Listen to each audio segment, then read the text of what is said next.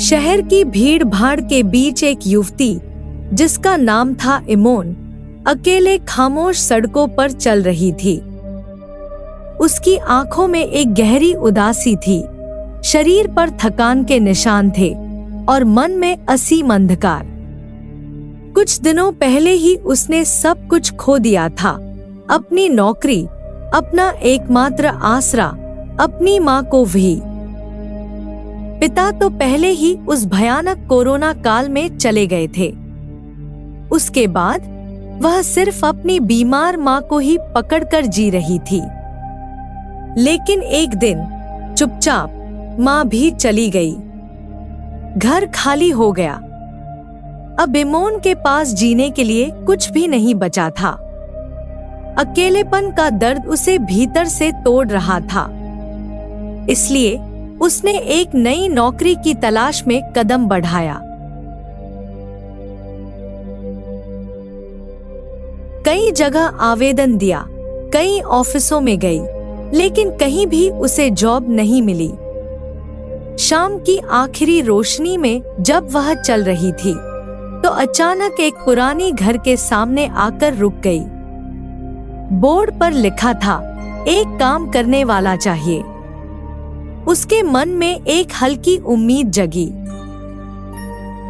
Doorbell बजाते ही दरवाजा खुला। एक युवती सामने खड़ी थी।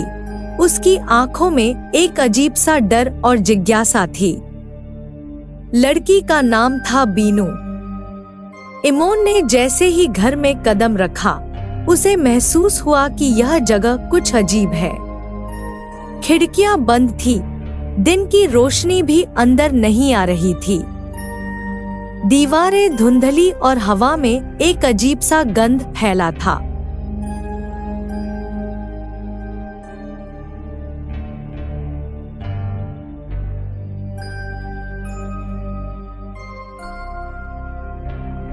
कुछ देर बाद एक मध्यम उम्र की महिला आई और शांत स्वर में बोली, तुम्हें महीने के 8,000 रुपए मिलेंगे।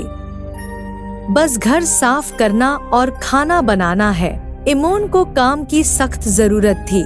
उसने झट से हाँ कर दी।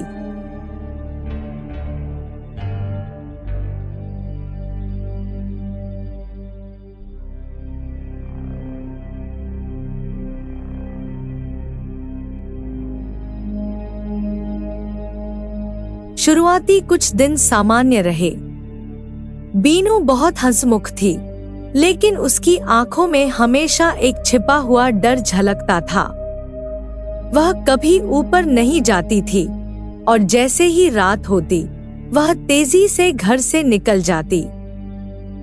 इमोन ने गौर किया कि घर की मालकिन को किसी ने दिन के उजाले में कभी नहीं देखा था। सिर्फ आधी रात को एक हल्की आवाज सुनाई देती थी, जैसे कोई फुसफुसा रहा हो। एक दिन इमोन ने जिज्ञासावश बीनू से पूछा, इस घर की मालकिन को दिन में कभी क्यों नहीं देखा जाता?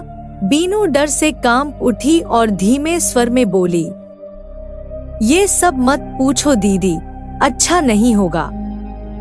मैंने एक बार गलती से ऊपर का दरवाजा खोल दिया था।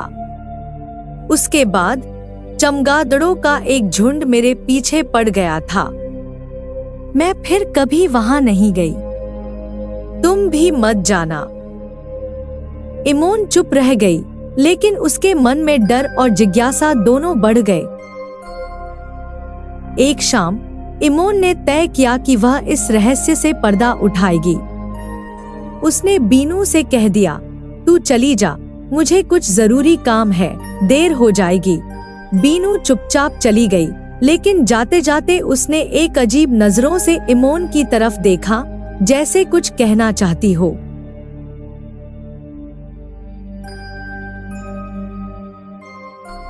रात के 6:15 हो चुके थे। घर के अंदर एक अजीब सी शांति थी। इमोन धीरे धीरे ऊपर जाने लगी। उसके दिल की धड़कन तेज हो रही थी, फिर भी वह आगे बढ़ती रही। बीनू ने जिस दरवाजे के बारे में बताया था, वह आधा खुला हुआ था जैसे कोई उसका इंतजार कर रहा हो। इमोन ने हिम्मत करके दरवाजे को थोड़ा खोला और वो अंदर चली गई। कमरा पूरी तरह अंधेरे में डूबा था।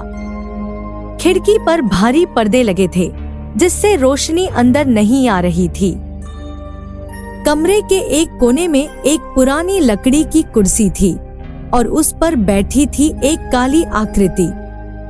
इमोन वही खड़ी रही, कोई आवाज नहीं की। अचानक उसके पीछे दरवाजे पर एक आवाज हुई। उसने पलटकर देखा, दरवाजा अपने आप बंद हो चुका था। अब वह इस कमरे में अकेली थी। अब वो घर के अंदर बंद हो चुके थे। उसकी नजर फिर से उस काली आकृति पर गई।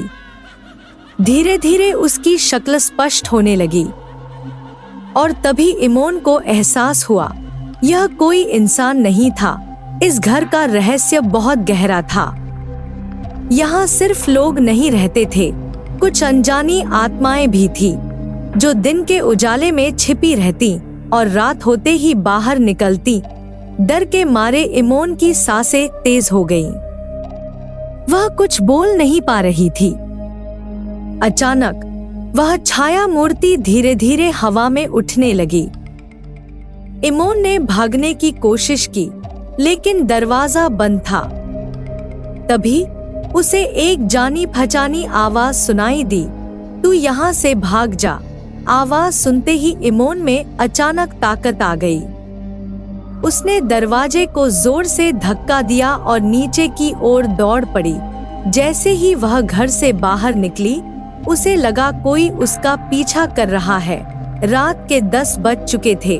वह शहर के सुनसान सड़कों पर भाग रही थी। चारों ओर धुंध फैली थी। उसी समय अचानक वह भयानक छाया उसके सामने आ गई। अब वह भाग नहीं सकती थी। डर ने उसे जकड़ लिया। छाया धीरे धीरे उसकी ओर बढ़ने लगी, लेकिन तभी एक जानी पहचानी आवाज आई, तुझे कुछ नहीं होगा। इमोन ने देखा, उसके सामने उसकी माँ खड़ी थी। वह चौंक गई। माँ के शरीर से रोशनी निकल रही थी। वह भूतिया छाया रुक गई। एक ही पल में दो शक्तियों के बीच एक भयंकर टकराव शुरू हो गया। इमोन समझ नहीं पा रही थी कि क्या हो रहा है, लेकिन उसने बस इतना जाना कि उसकी माँ मरकर भी उसकी रक्षा करने के लिए वापस आई थी।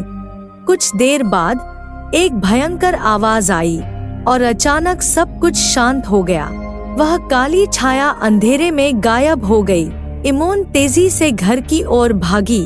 घर पहुंचकर माँ की पुरानी तस्वीर के सामने खड़ी हो गई। उसकी आंखों से आंसू गिरने लगे। माँ चली गई थी, लेकिन मरने के बाद भी वह उसकी रक्षा करने आई थी। बाहर अभी भी रात थी, लेकिन इमोन के दिल में एक आशा की किरण जग गई। अब वह जान गई थी, जब तक माँ है, कोई भी बुरी शक्ति उसे छू नहीं सकती। यह अनुवाद आपकी कहानी की भावनाओं को जीवंत रखने की कोशिश करता है।